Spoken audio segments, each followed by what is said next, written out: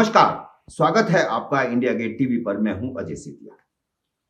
मित्रों, जनरल बिपिन रावत की helicopter crash में मृत्यु को लेकर साजिश के एंगल पर जांच की जरूरत महसूस की जा रही है।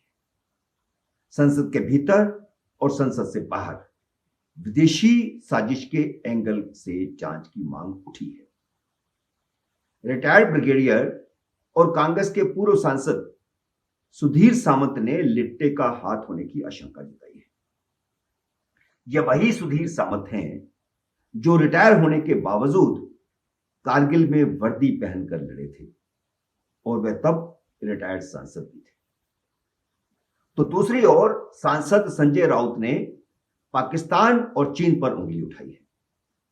चीन ने अपनी तरफ से अमेरिका की साजिश होने पर शक जाहिर किया है, लेकिन इंडियन एयरफोर्स ने साजिश के एंगल पर विराम लगाने की कोशिश करते हुए एक बयान जारी किया है, जिसमें कहा गया है कि हेलीकॉप्टर क्रैश पर अटकलबाजी न लगाई जाए।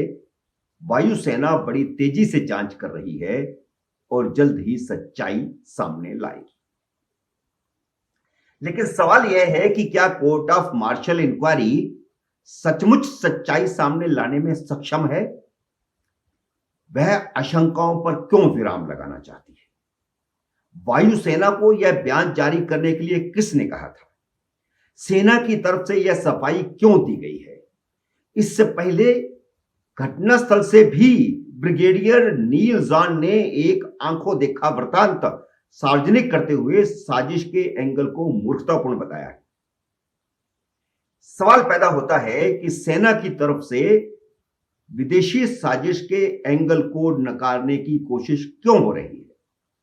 क्या सच्चाई कभी सामने आ भी पाएगी या नेताजी सुभाष चंद्र बोस और लाल बहादुर शास्त्री की मौत की तरह गुत्थी कभी नहीं सुलझेगी?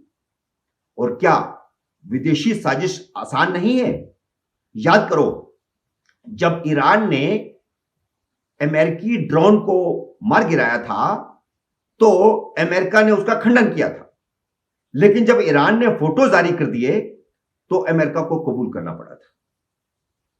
Major general SP Sinha, brigadier Sudhir Samant, रक्षा विशेषज्ञ ब्रह्मचेल्लानी और सांसद संजय राउत विदेशी साजिश एंगल से जांच की मांग उठा चुके हैं। जैसा कि मैंने पहले सवाल उठाया, क्या सेना विदेशी एंगल की जांच करने में सक्षम है? तो सच यह है कि वह बाकी तकनीकी कारणों की जांच तो कर सकती है, लेकिन विदेशी एंगल की जांच नहीं कर सकती। इसके लिए मोदी सरकार को अलग तरह की जांच करवानी होगी, जिसमें विदेशी जांच एजेंसियों को भी शामिल करना पड़ सकता है। ब्रिटेन की कुछ जांच एजेंसी फर्मों ने बिपिन रावत के हेलीकॉप्टर क्रैश की जांच करने में सहयोग की इच्छा जताई है, लेकिन यह राजनीतिक और कूटनीतिक दृष्टि से बहुत रिस्की है। क्या कोई सरकार इस तरह की जांच करवाने की हिम्मत दिखा सकती है जिसमें पाकिस्तान, चीन, अमेरिका जैसे देश कटघरे में खड़े किए जा सके?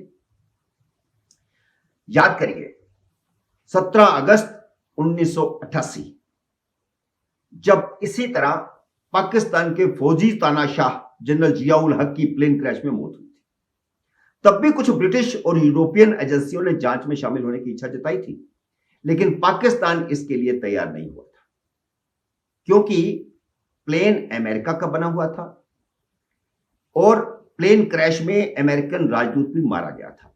इसलिए अमेरिकन जांच एजेंसी जांच में शामिल हुई थी। तो सवाल खड़ा होता है कि क्या रूस MiV-5 क्रैश की जांच में शामिल किया जा सकता है, क्योंकि यह रूस निर्मित है। लेकिन बड़ा सवाल यह है कि साजिश के एंगल से जांच हो भी जाए तो क्या नतीजे बाहर आ सकेंगे? जैसे नेताजी सुभाष चंद्र बोस की प्लेन क्रैश में कथित मौत की जांच के नतीजे कभी सामने नहीं आए थे, क्योंकि ताइवान ने तो ऑन रिकॉर्ड कहा था कि 18 अगस्त 1945 को ताई होकू में कोई प्लेन क्रैश हुआ ही नहीं था।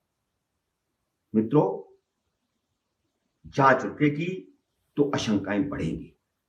देखते हैं सरकार क्या फैसला लेती है, क्योंकि यह विवाद रुकेगा नहीं, थमेगा नहीं और बढ़ेगा। जैसे ही घटनाक्रम नया मोड़ लेगा, हम फिर समीक्षा लेकर के आपके सामने हाजिर होंगे। तब तक नमस्कार।